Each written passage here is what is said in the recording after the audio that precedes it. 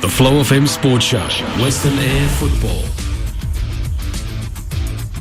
It's the Flow Friday Night Sports Show, and it's time to talk Western Eyre Football. Brad Bowman joins us on the line now to help us do that. Brad, how are you, mate? Very well, yourself?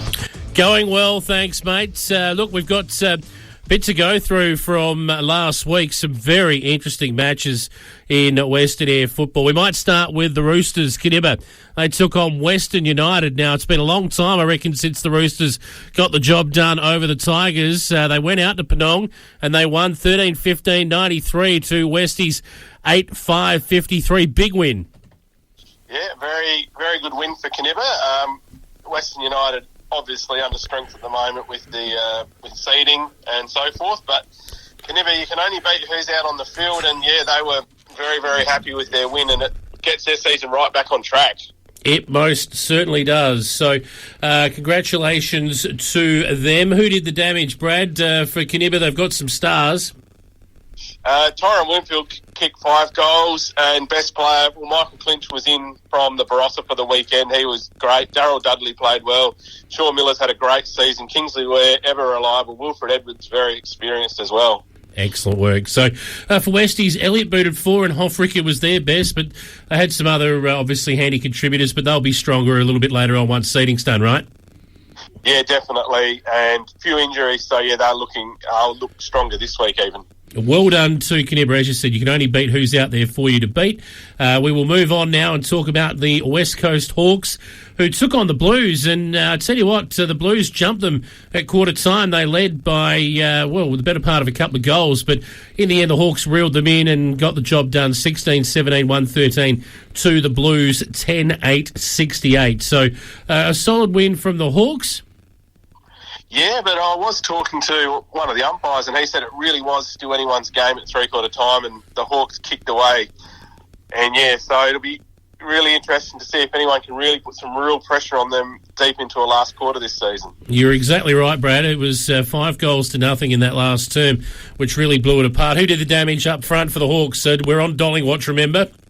Yeah, the usual suspect. Dolling got 8, Cody Colburn got 6, Lachlan Smith and Braden Holmes kicked the other goals. Excellent.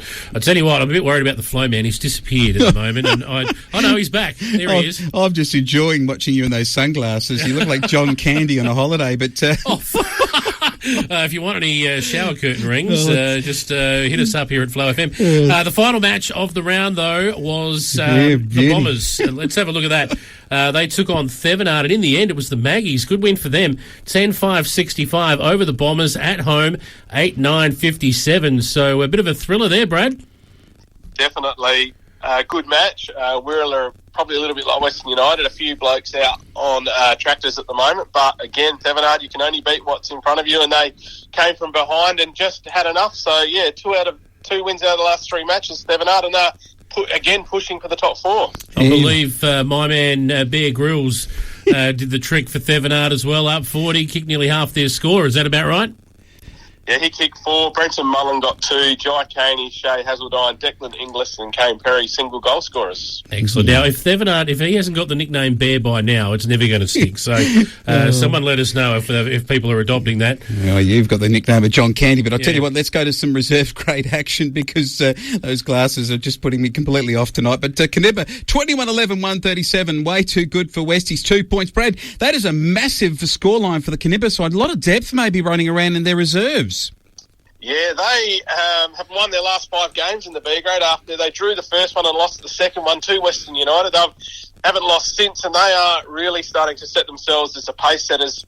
3 points clear on top of the B grade ladder, and they've got very good depth and very good player numbers at the moment. Yeah, Lennon with 6 and Dudley with 3, and Edwards also put 3. What about this? It was the Hawks getting up 12-7-79 to the Blues 2-7-19, so it was a 60-point margin. In the other match, it was Wirral the twos. They always play well in the twos, the Bomber boys. 5-4-34 to Thevenard, 3-4-22. Meanwhile, as we take a look into the 17-year-old grade, and this was a pretty interesting game. Canberra again, good in this age group, 12-12-84 to Western United, 2-6-18. But the West Coast Hawks, 24-16, 160 beat the Blues, 1-1-7. And gee, Brad, what have the Hawks got in this younger age group? A guy called Squire, I believe.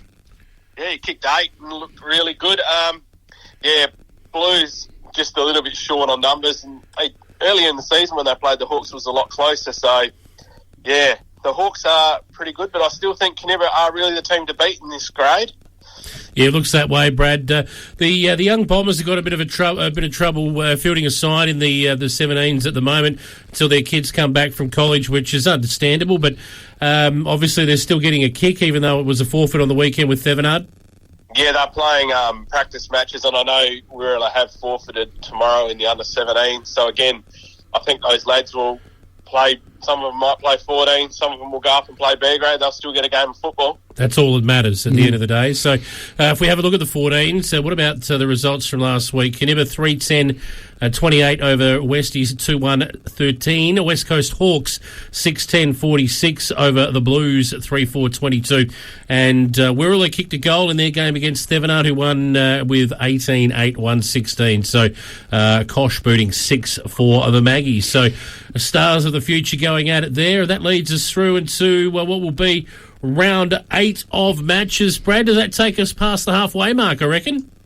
Just past the halfway mark, and it's probably a little bit different for some of the guys that have played here for a lot of years, only having 12 matches in the past, so plenty of football still to look forward to. Yes, let's have a look at these games. At Ceduna, the Blues will host the Bombers.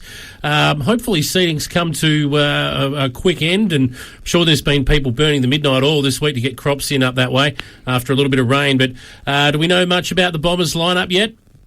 Yes, they've got 5 changes. So Chaz Ackland, Vinnie Kellett, Lockie Ross, Carl Evans and Sam Pitkin come in for them this week. And missing from last week is Marcus Gobbin and Sean Tree, who are both back to Elliston. Shane Pittaway, Jaden Greenfield and Cam Lynch. Right. Blues are missing their forward, Jackson Urasevich, tomorrow. But they've got Connor Elphick back, and he's been playing really well this year at centre-half back. This is probably, for mine, the game of the round, and I think Blues might just be a little bit too strong by 10 points at their home turf. Okay, I think Wirral will take it right up, but I think you got it right, the Blues. I thought this game could also be good down at the Far West Aboriginal Sporting Complex. Canberra, who had a big win last week over Westies, they take on the West Coast Hawks. Could they challenge the Hawks here with their running game? I reckon they'll definitely take it right up to the Hawks. Canberra had, one of their boys was telling me today, they had 46 on the track last night, so there's lots of interest.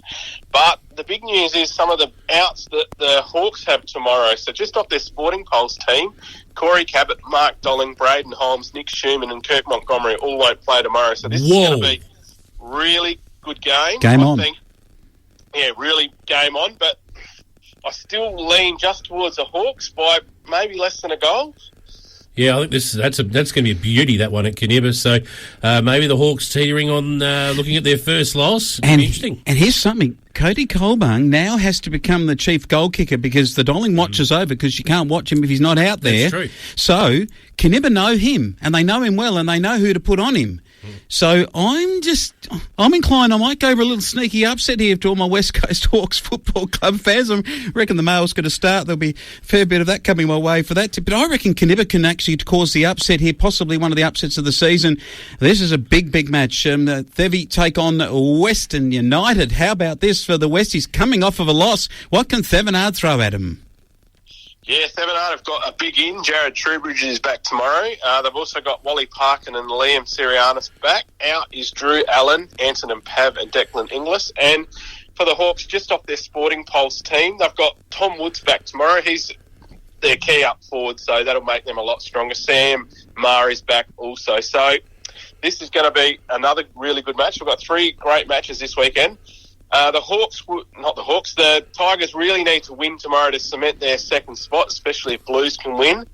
Thevenard would probably consider themselves fairly likely to win, given their current form, but I still think Western United, and again, I'm going to say by under a goal, so 3 really good games this weekend. Absolutely, there is. I'm not even going to have a tip on that one because I think it could be a draw.